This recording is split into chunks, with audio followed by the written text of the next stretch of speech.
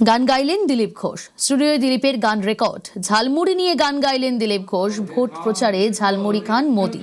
এবার ঝালমুড়ি নিয়ে গান দিলীপের। প্রাতঃভ্রমণের পর সোজা স্টুডিওয়ে মন্ত্রী। দ্রুতই মন্ত্রীর গাওয়া গান রিলিজ। আচারে টক মিলবে অল্প দাও হে তাই পরে ঠকঠকাটক কেনে চমচে নাড়ানাড়ি তৈরি থেকে চাই তৈরি আমাদের ঝালমুড়ি ঝালমুড়ি ঝালমুড়ি আর এটা গাইতে পারবে ঝালমুড়ি ওটা এবারে কথা তিনটা কথা আছে এই শুধু এই একই সুরে বলবেন ঝালমুড়ি এই আপনি যেটা বললেন তৈরি আমাদের ঝালমুড়ি এই সুরেই হবে বাঙালি। এদিকে আজ খারেজি মাদ্রাসার পরিদর্শন শুরু। সরকারের নজর এবার খারেজি মাদ্রাসায়। 12 জেলার খারেজি মাদ্রাসায় রাজ্যের নজর। আজ খারেজি মাদ্রাসার পরিদর্শন শুরু। সরকারের নজর এবার খারেজি মাদ্রাসার। ডিটেল জানবো, সোমরাজ রয়েছে আমার সঙ্গে। সোমরাজ, দেখো, আজ থেকেই জেলায় জেলায় এই পরিদর্শন শুরু করা হচ্ছে, এটা হচ্ছে নবান্ন সূত্রে খবর। বিশেষ করে তুমি জানো যে 12টি জেলার খারেজি মাদ্রাসার উপরই এবার বিশেষ নজর দিতে চাইছে রাজ্য সরকার। ইতিমধ্যে 12টি জেলায় কোন কোন রাজ্যবিদ্যুৎ অফিসাররা বা কোন পর্যায়ের আধিকারিকরা এই পরিদর্শন করবেন তার ইতিমধ্যে তালিকা প্রস্তুত করা হয়েছে সংখ্যালঘু উন্নয়ন ও মাদ্রাসা দপ্তরের তরফে। যেখানে দেখা যাচ্ছে রাজ্যবিদ্যুৎ পর্যায়ের অর্থাৎ জয়েন্ট সেক্রেটারি পর্যায়ের আধিকারিকদের এই দায়িত্ব দেওয়া হয়েছে। তারা জেলার আধিকারিকদের সঙ্গে নেবেন এবং এই মূলত পরিদর্শন করবেন বা কোথায় কোথায় খারিজি মাদ্রাসা চলছে বা অনুমোদনহীন মাদ্রাসা চলছে, অনুমোদনহীন বা খারিজি মাদ্রাসা এগুলিতে যাবেন। গিয়ে প্রথমত দেখবেন যে সরকারি প্রকল্পে সুবিধা দেওয়া হয় নাকি। 2, সরকারি পাঠ্যক্রম অর্থাৎ যে পাঠ্যক্রম অনুমোদিত মাদ্রাসাগুলিতে পড়ানো হয় সেই পাঠ্যক্রম অনুমোদনহীন বা খারিজি মাদ্রাসায় পড়ানো হয় নাকি। বিস্তারিত তথ্য তারা খতিয়ে দেখবেন এবং খতিয়ে দেখার পর আগামী 15ই জুলাইয়ের মধ্যে তারা রিপোর্ট তৈরি করবেন এবং 21শে জুলাইয়ের মধ্যে বিস্তারিত রিপোর্ট তারা নবান্নে পেশ করবেন। নবান্নের শীর্ষ পর্যায়ের আধিকারিকদের নির্দেশে 12টি জেলার ওপর বিশেষভাবে নজর দেওয়ার সিদ্ধান্ত নেওয়া হয়েছে এবং ইতিমধ্যে তার নির্দেশিকা আকারে জারি করা হয়েছে। বিশেষ করে সীমান্তবর্তী জেলা উত্তর 24 পরগনা, দক্ষিণ 24 পরগনা, মুর্শিদাবাদ, মালদা, উত্তর দিনাজপুর, কোচবিহারের মতো জেলাগুলিতে রয়েছে এই ধরনের অনুমোদনহীন মাদ্রাসা বা খারিজি মাদ্রাসা। এমনটাই রাজ্য সরকারের কাছে রিপোর্ট এবং সেই কারণেই এই জেলাগুলির ওপরই বিশেষভাবে নজর দেওয়ার সিদ্ধান্ত। আজ থেকেই জেলায় জেলায় ডাব্লিউবিসিএস পর্যায়ের অর্থাৎ জয়েন্ট সেক্রেটারি পর্যায়ের আধিকারিকরা এই পরিদর্শনের কাজ শুরু করছেন। বেশ।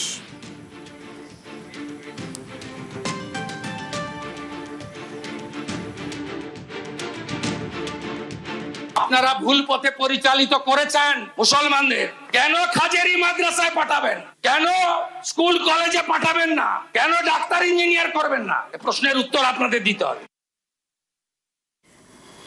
এবার স্ক্যানারে খারিজি মাদ্রাসা। রাজ্যের মাদ্রাসা শিক্ষা দপ্তরের নজরে 12 জেলার খারিজি মাদ্রাসা। বিশেষ নজর সীমান্তবর্তী জেলাগুলিতে। 21শে জুলাইয়ের মধ্যে রিপোর্ট জমা দিতে নির্দেশ। আপনারা ভুল পথে পরিচালিত করেছেন মুসলমানদের। কেন খাজেরি মাদ্রাসায় পাঠাবেন, কেন স্কুল কলেজে পাঠাবেন না, কেন ডাক্তার ইঞ্জিনিয়ার করবেন না, এই প্রশ্নের উত্তর আপনাদের দিতে হবে।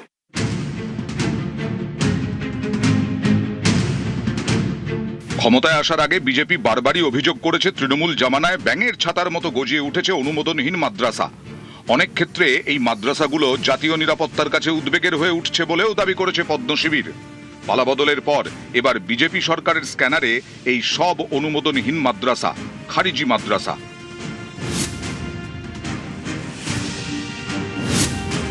রাজ্যের মাদ্রাসা শিক্ষা দপ্তরের নজরে 12টি জেলার খারিজি মাদ্রাসা। বিশেষ নজর সীমান্তবর্তী জেলাগুলিতে। 21শে জুলাইয়ের মধ্যে রিপোর্ট জমা দিতে নির্দেশ নবান্নর। সূত্রের খবর, খারিজি মাদ্রাসাগুলোতে পরিদর্শনে যাবেন জেলার সরকারি অফিসাররা। প্রতি টিমে থাকবেন অন্তত 2 জন ডাব্লিউবিসিএস অফিসার।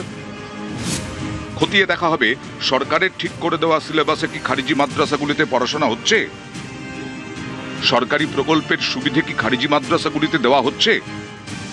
আপনারা ভুল পথে পরিচালিত করেছেন মুসলমানদের। কেন খাজেরি মাদ্রাসায় পাঠাবেন, কেন স্কুল কলেজে পাঠাবেন না, কেন ডাক্তার ইঞ্জিনিয়ার করবেন না, এই প্রশ্নের উত্তর আপনাদের দিতে হবে।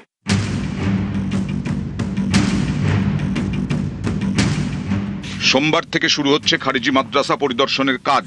বিশেষ নজর সীমান্তবর্তী জেলায়। কোচবিহার, উত্তর দিনাজপুর, মালদা, মুর্শিদাবাদ, নদিয়া, উত্তর এবং দক্ষিণ 24 পরগনা।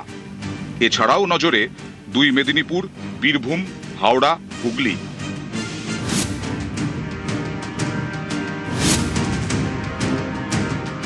বাম আমলে যে 614টা মাদ্রাসা অনুমোদন পেয়েছিল সেটা হাই মাদ্রাসা, সিনিয়র মাদ্রাসা। হাই মাদ্রাসার সিলেবাস একেবারে মধ্যশিক্ষা পর্ষদের সিলেবাসের মতো। এটা মাদ্রাসা বোর্ডের দ্বারা পরিচালিত। গোটা 15 বছরের তৃণমূল আমলে একটাও অনুদানপ্রাপ্ত অনুমোদিত মাদ্রাসা তৈরি হয়নি। 614টা যে মাদ্রাসা বললাম এটা হচ্ছে আধুনিক কারিকুলাম সম্পত সরকারি অনুমোদিত অনুদানপ্রাপ্ত। মিটে গেল। তারপরে তখনও বাম আমলেও আরো অনেক মাদ্রাসা ছিল যেগুলো খারিজি মাদ্রাসা বলে, সেই সংখ্যা হচ্ছে 7,000 প্রায়। সেগুলো বিদেশি টাকা, জাকাতের টাকা, ধর্মের নামে সংগৃহীত টাকা, কারো নজরদারি নেই, না মুসলমান সমাজের শিক্ষিত অংশের লোকের নজরদারি, না সরকারের নজরদারি। 2014-এ পূর্ব বর্ধমানের খাগড়াগড়ে বিস্ফোরণের পর চর্চার কেন্দ্রে উঠে আসে খারিজি মাদ্রাসা। এনআইএ দাবি করে খাগড়াগড়ে গড়ে ওঠা খারিজি মাদ্রাসার অন্দরেই জঙ্গি জাল তৈরি হয়েছিল। 2014 সালে বর্ধমানের খাগড়াগড় কাণ্ডের সঙ্গে নাম উঠে এসেছিল শিমুলিয়ার এই মাদ্রাসার, ইউসুফের মাদ্রাসা। আপনারা দেখতে পাচ্ছেন এখানে সেই সময়তে মাটির দেওয়ালে খড়ের চাল 4 কামরা বিশিষ্ট এই মাদ্রাসাতেই কিন্তু প্রশিক্ষণ দেওয়া হতো। এই মাদ্রাসার বিরুদ্ধে অভিযোগ উঠেছিল জঙ্গি যোগের, এবং এই মাদ্রাসার ভেতরে থাকা রান্নাঘর এবং বাথরুমের এখনও ধ্বংসাবশেষ দেখা যাচ্ছে। কয়েক মাস আগে মুর্শিদাবাদ থেকে বাংলাদেশি জঙ্গি যোগের সন্দেহে 2 ব্যক্তিকে গ্রেপ্তার করে আসাম এসটিএফ। তদন্তকারীদের দাবি ধৃতদের একজন খারিজি মাদ্রাসা চালাতো। এখন সরকার নিয়ন্ত্রণ কিভাবে করবে সেটা আমাদের জানা নেই। তবে সরকার যদি মনে করে যে আমরা নিয়ন্ত্রণ করে আমরা ভালো কিছু করবো আর কি, তাতে ইসলামেরও খুব ভালো হয়, তাহলে সেটা ভালো হবে অবশ্য। হ্যাঁ, জঙ্গির সঙ্গে সন্দেহ লিগাইছে তো জঙ্গি না, হ্যাঁ, ও তো সাধারণ ছেলে। ছেলে তো আমার শুধু প্রাইভেটে কটা ছেলে পড়াইতো মাদ্রাসাটা। হ্যাঁ হ্যাঁ, মাদ্রাসায় ছেলে পড়াইতো, বাড়ি থেকে তুলি লিগাইছে। শোনা যায় অতীতে এই খারিজি মাদ্রাসা নিয়ে প্রশ্ন তুলেছিলেন তৎকালীন মুখ্যমন্ত্রী বুদ্ধদেব ভট্টাচার্য। 2002-এ বলেছিলেন খারিজি মাদ্রাসাগুলি সন্ত্রাসবাদের আস্তানা। পরে অবশ্য বুদ্ধবাবু দাবি করেন তিনি এরকম কিছু বলেননি। বুদ্ধদেব বাবু ভট্টাচার্যের সেই দিনের কথা যদি আলিমুদ্দিন মেনে নিত, তাহলে আজকে পশ্চিমবঙ্গে র্যাডিক্যালাইজেশন যে পর্যায়ে গেছে এবং পশ্চিমবঙ্গের কারণে ভারতের আভ্যন্তরীণ নিরাপত্তা যেভাবে কম্প্রোমাইজড হয়ে গেছে সেটা হতো না। বুদ্ধদেব বাবুর সেদিনের সেই বক্তব্য সঠিক ছিল। দল সেই বক্তব্যকে গ্রহণ না করে কার্যত বিশ্বাসঘাতকতা করেছে। বুদ্ধদেব ভট্টাচার্য বলেছিলেন যে আমার মন্তব্যের ভুল ব্যাখ্যা করা হয়েছে, যেটা বুদ্ধদেব ভট্টাচার্যের সময় কি জ্যোতি বসু সরকারের সময় থেকেই শুরু হয়েছিল, যে যেভাবে মাদ্রাসার কোর্সটাকে মডার্নাইজ করা হয়েছে আধুনিক শিক্ষার মতন করে, সেইটা বরঞ্চ সবাই সাধুবাদ দিয়েছিলেন বামফ্রন্ট সরকারকে।